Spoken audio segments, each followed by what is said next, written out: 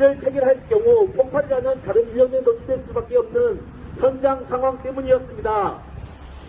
현대해철 자본은 제자가 일하던 작업 현장이 추락 위험이 있는 곳임을 잘 알고 있었습니다. 하지만 사측은 추락에 대비한 어떠한 안전조치도 하지 않았습니다. 작업 표준서와 위험성 평가를 보면 전기로 로체링 위에서 작업할 경우 추락 위험이 있다며 안전고리를 체결해야 한다는 등의 내용이 적혀 있었습니다. 하지만 안전고리를 체결할 경우 다른 위험에 노출되고 작업에 방해가 되는 구조 등으로 현실에서는 불구하고 개선 대책을 세우지 않았습니다.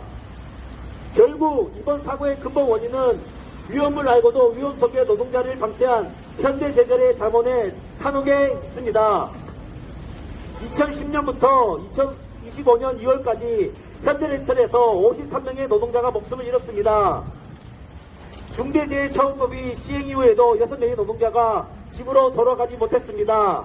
하지만 현대제철 서강현 대표이사는 처벌받지 않고 있습니다. 중대재해처벌법은 사측이 안전보건조치 의무를 위반하여 인명피해가 나면 경륜자를 처벌하도록 하고 있습니다. 이번 사고 역시 명백히 안전보건조치를 하지 않아서 발생한 사망사고입니다. 반드시 법에 따라 현대제철 자본을 처벌해야 합니다.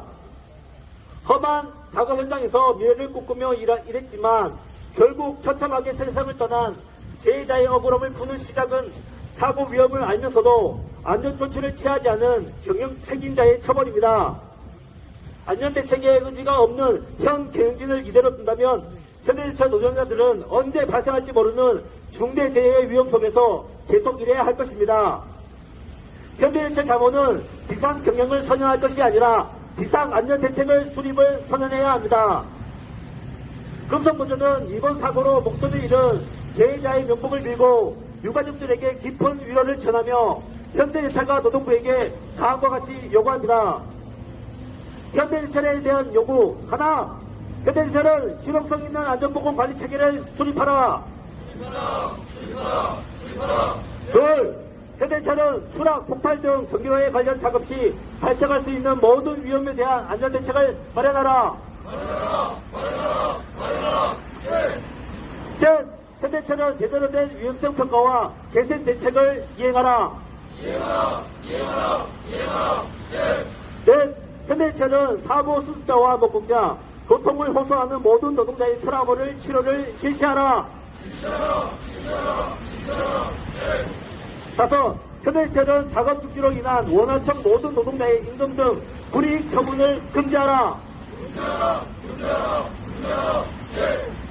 노동부에 대한 요구 하나, 노동부는 안전보건관리 체계가 붕괴된 현대제철에 대한 특별 감독을 실시하라. 둘, 노동부는 경영 책임자인 서강현 대표를 구속하고 처벌하라. 셋, 노동부는 작업중지 해제 시위 시 노조 의견을 즉각 반영하라. 넷, 노동부는 사고 수자와 목격자, 고통을 호소하는 모든 노동자의 트라우마 치료를 보장하라. 다섯, 노동자는 작업 중지로 인한 원하청 모든 노동자의 임금을 불이익 처분에 대한 철저히 감독하라. 2025년 3월 18일 전국 금속노동조합 이사입니다.